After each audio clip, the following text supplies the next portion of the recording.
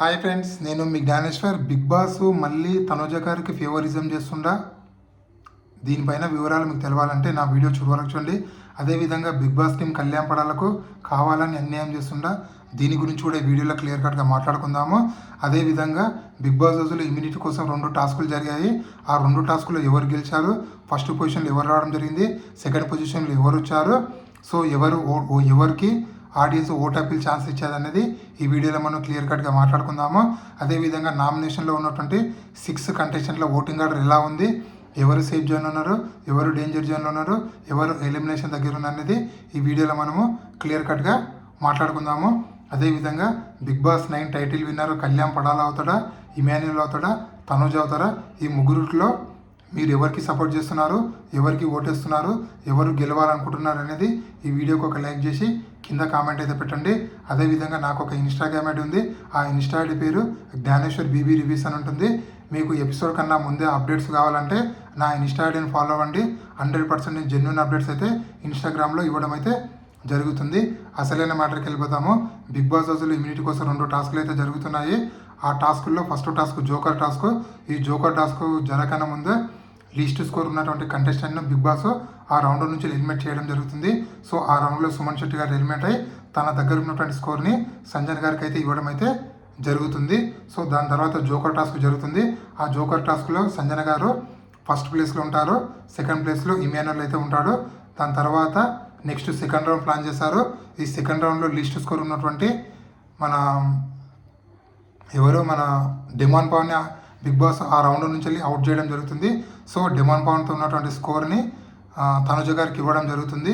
So ఆ విధంగా second task ఏంటంటే మన పజిల్ టాస్క్. ఈ పజిల్ టాస్క్లో మళ్ళీ సంజన గారు గెలవడం జరుగుతుంది. దాని తర్వాత సెకండ్ ప్లేస్లో తనుజ గారు ఉంటారు. సో ఇక్కడ ఫస్ట్ లీడ్లో ఉన్నది సంజన, సెకండ్ లీడ్లో ఉన్నది తనుజ. వీళ్ళిద్దరూ బిగ్ బాస్ రోజుల నుంచి బయటికి అంటే గార్డెన్ ఏరియాకి రావడం జరుగుతుంది. సో బిగ్ బాస్ కొన్ని క్వశ్చన్లు అడుగుతాడు. ఆ క్వశ్చన్లకు వాళ్ళిద్దరు తనుజ అండ్ సంజన ఇద్దరు ఆన్సర్ ఇవ్వడం జరుగుతుంది. సో ఇక్కడ ఆడియన్స్ మీకు ఎవరు నచ్చారు, ఎవరికి ఓట్ అప్పీల్ ఛాన్స్ ఇవ్వడం అని అడుగుతుంటే వాళ్ళు మళ్ళీ సంజన గారికి ఛాన్స్ ఇవ్వకుండా తనుజ గారికి ఛాన్స్ ఇవ్వడం అయితే జరుగుతుంది. నిన్ననే తనుజ గారు ఓట్ అప్పీల్ చేయడం అయితే జరిగింది. మళ్ళీ తనుజ గారికి ఓట్ అప్పీల్ ఇవ్వడం అనేది చాలా అంటే చాలా అన్యాయము. ఇక్కడ బిగ్ బాస్ తనుజ గారికి ఫేవరిజం చేస్తుండా, లేకపోతే ఇక్కడ తనుజ గారి ఫ్యాన్స్నే ఆడియన్స్కి తీసుకొచ్చాడా, లేకపోతే పెయిడ్ ఆడియన్స్ బిగ్ బాస్ హౌస్లోకి వచ్చారని ఒక డౌట్ అయితే రావడం అయితే జరుగుతుంది. ఏ కామన్ సెన్స్ ఉన్న ఆడియన్స్ ఓట్ అప్పీల్ వచ్చిన వారికి మళ్ళీ ఓట్ అప్పీలెన్స్ ఎలా ఇస్తారని నాకైతే అర్థం కాలేదు. మనకు వచ్చిన అప్డేట్ 100% కరెక్ట్ అయితే ఈరోజు అయితే 100% సంజన గారికి అన్యాయం జరిగిందని క్లియర్ కట్గా తెలుస్తుంది. ఎందుకంటే ఆడియన్స్ తనుజ గారికి ఓట్ అప్పీల్ చేసే సంజన గారికి ఓట్ అప్పీల్ చేసే ఛాన్స్ ఇవ్వలేదు. తనుజ గారికి మళ్ళీ ఒకసారి ఓట్ అప్పీల్ చేసే ఛాన్స్ అయితే ఇవ్వడం అయితే జరిగింది. దీనిపైన మీ అభిప్రాయం ఏమనేది కింద కామెంట్ పెట్టండి. సంజన గారికి రియల్గా బిగ్ బాస్ అన్యాయం చేశాడా, అలాగే ఆడియన్స్ అనేది పేడ్ ఆడియన్సా, లేకపోతే తనుజ ఫ్యాన్స్నే లోపల పంపించాలనే డౌట్ అయితే నాకైతే రావడం అయితే జరిగింది.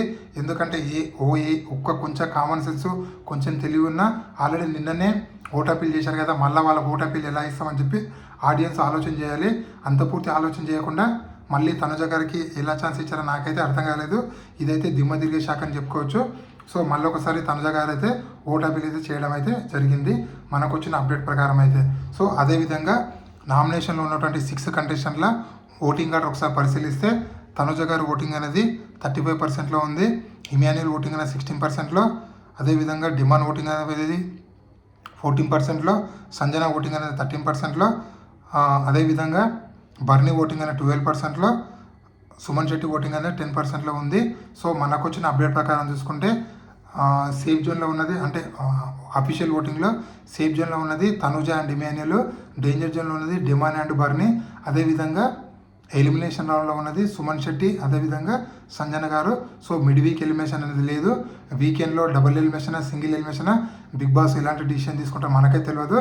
మొత్తానికి నామినేషన్లో ఉన్న 6 కంటెస్టెంట్లో మీరు ఎవరికి ఓటేస్తున్నారు, అలాగే ఎవరు సేవ్ కావాలనుకుంటున్నారు, ఎవరు ఎలిమినేషన్ అయితే బాగుందనుకుంటున్నారు అనేది వీడియోకి ఒక లైక్ చేసి కామెంట్ పెట్టండి.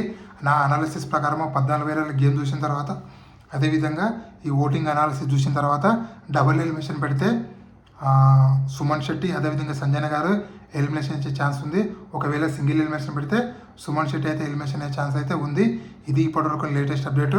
ఇలాంటి కొత్త అప్డేట్ ఎప్పుడప్పుడు అందిస్తున్నాను. ప్లీజ్ మన ఛానల్ని లైక్ చేయండి, షేర్ చేయండి, సబ్స్క్రైబ్ చేసుకోండి. ఇలాంటి కొత్త కొత్త వీడియోలు ఎప్పుడప్పుడు అందిస్తుంటాను. అలాగే నా యొక్క ఇన్స్టాగ్రామ్ని కూడా ఫాలో అవుతారని మనసారా కోరుకుంటూ నేను మీ జ్ఞానేశ్వర్. జై హింద్.